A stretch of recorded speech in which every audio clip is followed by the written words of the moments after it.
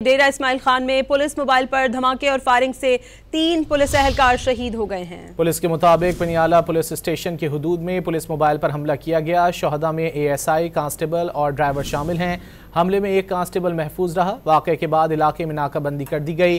वफाकी वज़ीर दाखिला मोहसिन नकवी ने डेरा इस्माइल खान में पुलिस गाड़ी पर हमले की मजम्मत की और शहीद पुलिस एहलकारों को खिराज अकीदत पेश किया। मोहसिन नकवी ने कहा कि शहदा की अजीम कुर्बानियों को हमेशा याद रखा जाएगा। खैबर पख्तूनख्वा के पुलिस की कुर्बानियों को कदर की निगाह से देखते हैं।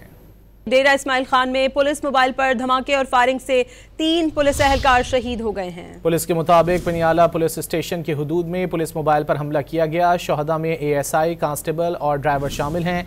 हमले में एक कांस्टेबल महफूज रहा। वाक़े के बाद इलाके में नाकाबंदी कर दी गई। वफाकी वज़ीर दाखिला मोहसिन नकवी ने डेरा इस्माइल खान में पुलिस गाड़ी पर हमले की मजम्मत की और शहीद पुलिस एहलकारों को खिराज अकीदत पेश किया।